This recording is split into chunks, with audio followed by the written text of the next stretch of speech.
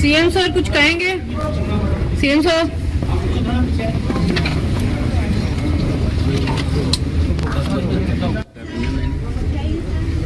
और अनामिका हमारे साथ लगातार जुड़ी हुई है। अनामिका, 14 दिन की न्यायिक हिरासत में भेजा गया, इस वक्त कोर्ट रूम के लॉकर में है। जो 3 किताबें मांगी गई हैं, रामायण, गीता और हाउ प्राइम मिनिस्टर्स डिसाइड, ये एक तरह से प्राइम मिनिस्टर्स के जीवन पर है। ये भी सोच समझ के ऐसा लग रहा है मांगी गई है।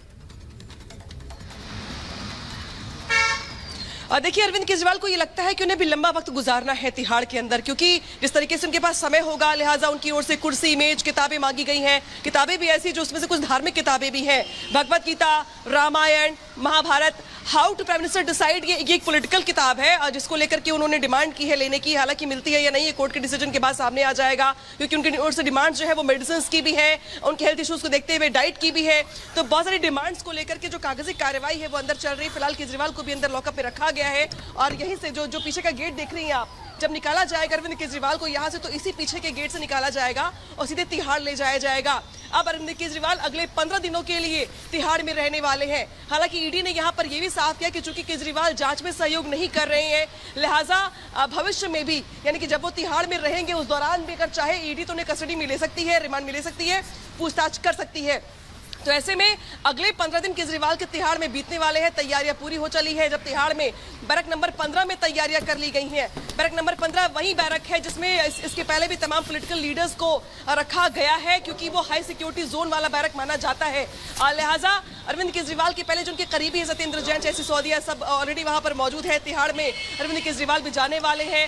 सवाल बहुत सारे हैं, लेकिन इसी के साथ सवाल ये भी कि क्या केजरीवाल के साथ साथ जो उनके 2 करीबी मंत्री हैं, सौरभ भारद्वाज और आतिशी, उनकी भी मुश्किलें बढ़ने वाली हैं। बिल्कुल अनामिका, बड़ी बात ये कह रही हैं, आतिशी और सौरभ भारद्वाज का भी जिक्र आ गया है। कैलाश गहलोत को भी कुछ दिन पहले इसी मामले में सवाल पूछने के लिए बुलाया गया था, लेकिन ऐसा लग रहा है कि पूरा मंत्रिमंडल अब सलाखों के पीछे। आपके सामने जानकारी जरा रख दे, जेल में आपकी पूरी लीडरशिप नजर आ रही है। जो एस लीडर्स थे, जो टैकल करते थे, सबसे पहले सत्येंद्र जैन 30 मई 2022 को गिरफ्तार होते हैं। उसके बाद डिप्टी सीएम और शिक्षा मंत्री मनीष सिसोदिया 26 फरवरी 2023 को गिरफ्तार होते हैं। और उसके बाद नंबर आता है संजय सिंह का, सांसद का, जो कि 4 अक्टूबर 2023 को गिरफ्तार होते हैं। और उसके बाद दिल्ली के मुख्यमंत्री अरविंद केजरीवाल 21 मार्च 2024 को गिरफ्तार होते हैं। और अब आतिशी का नाम सामने आ रहा है, जिक्र सामने आ रहा है, सौरभ भारद्वाज का जिक्र सामने आ रहा है। कैलाश गहलोत से पहले ही पूछताछ हो चुकी है। तो आप समझिए कि पूरी लीडरशिप, जहां एस लीडरशिप जेल के अंदर है, वहीं जो मंत्री बाहर हैं, उनको लेकर भी नाम सामने आ गया इस घोटाले में।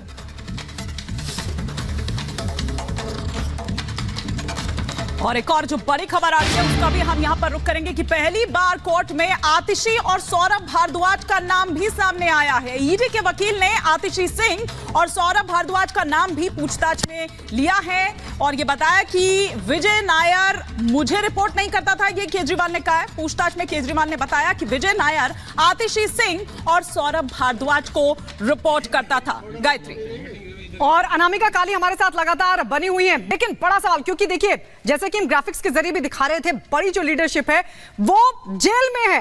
और अब आतिशी का नाम भी और सौरभ भारद्वाज का, वो भी अरविंद केजरीवाल ने नाम लिया है। ये एसजी की तरफ से बाकायदा कोर्ट के अंदर जानकारी दी गई। अनामिका, और शायद यही वजह है कि अभी माना जा रहा है दरअसल कि आम आदमी पार्टी ही पूरी सलाखों के पीछे जाती हुई दिखाई दे रही है। और जो मुश्किलें हैं वो जो बचे हुए मंत्री उनकी भी बढ़ गई हैं। आतिशी और सौरभ भारद्वाज दोनों ही अरविंद केजरीवाल के भरोसेमंद और बेहद करीबी मंत्री हैं।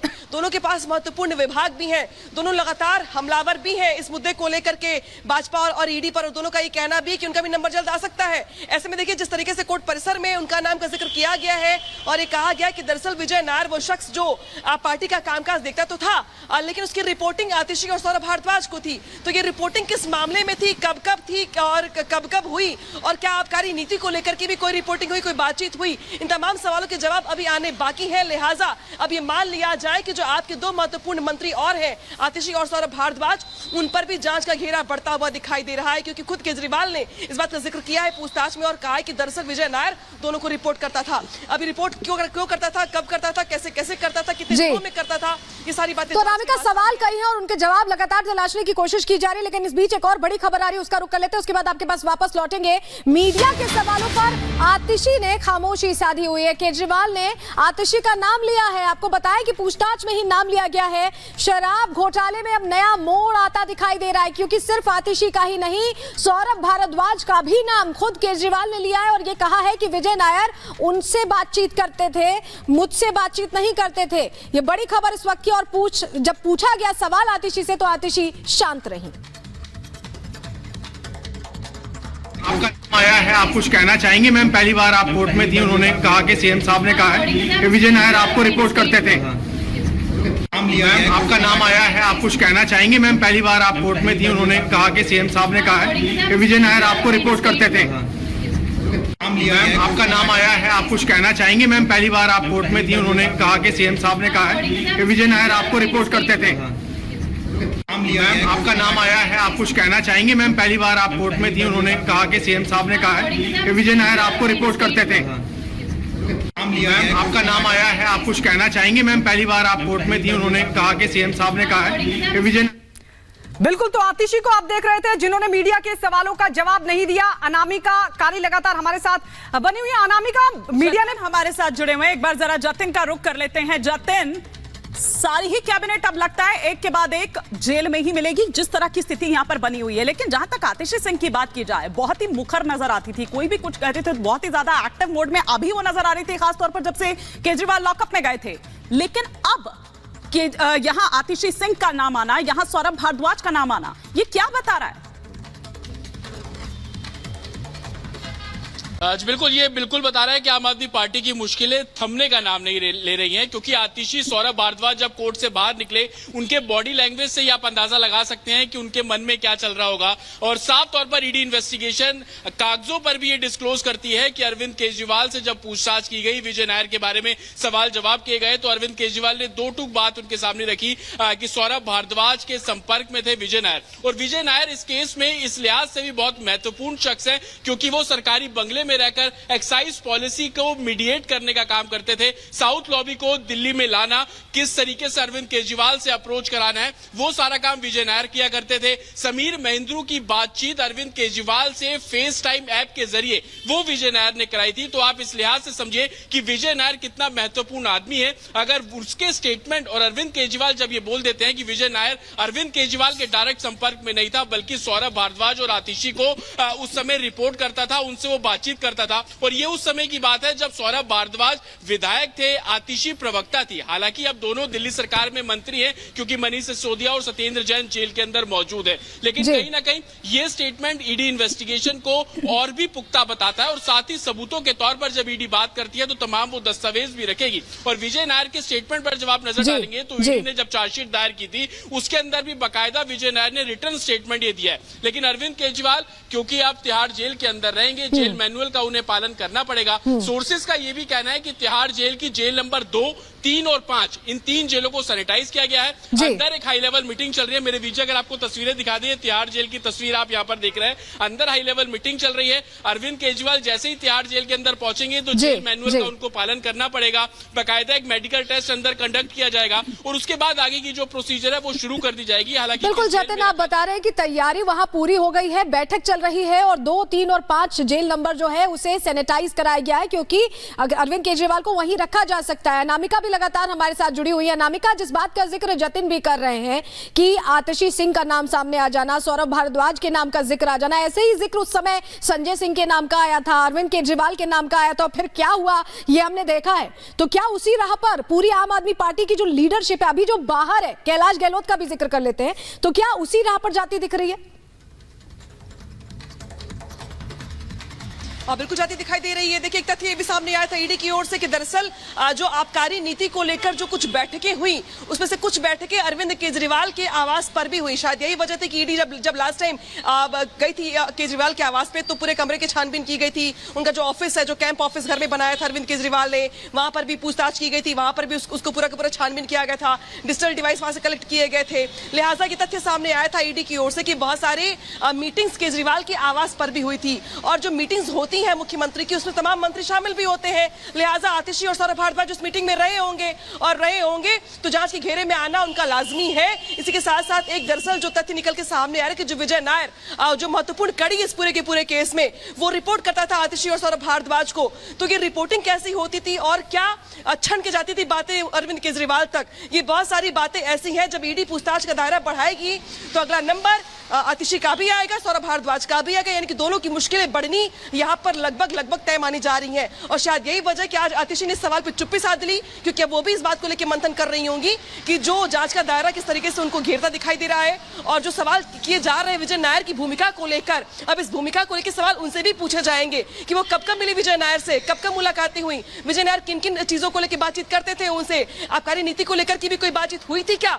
कब हुई थी, कैसे हुई थी जी, और किस जगह पर हुई थी। तो यानी कि कुल मिलाकर के ये मान लीजिए कि जिस राह का आप जिक्र कर रही थी उसी राह पर आगे बढ़ती हुई आम आदमी पार्टी दिखाई दे रही है। बिल्कुल, और आतिशी तो खुद कई प्रेस कॉन्फ्रेंसेस में कह चुकी है कि अगला नंबर उनका है और बाकी लोगों का है।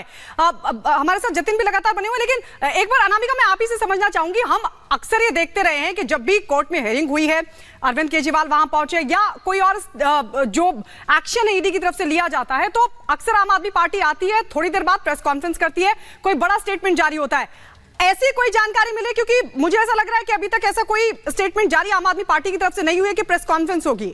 ये सन्नाटा क्या बता रहा है? देखिए, सन्नाटा बता रहा है कि फिलहाल पूरी पार्टी कंफ्यूज है। कंफ्यूज के साथ साथ एक तरह की दहशत भी दिखाई दे रही, क्योंकि अब तक अगर बात की जाए तो सत्येंद्र जैन, मनीष सिसोदिया, संजय सिंह और अब अरविंद केजरीवाल चारों तिहाड़ में रहेंगे। अब ये तो तय हो गया लगभग। दो मंत्री जो बहुत कद्दावर मंत्री हैं, जो बहुत पावरफुल मंत्री हैं, दोनों का नंबर लग चुका है पूछताछ करने को लेकर के, कम से कम साफ यहाँ पे दिखाई दे रहा है।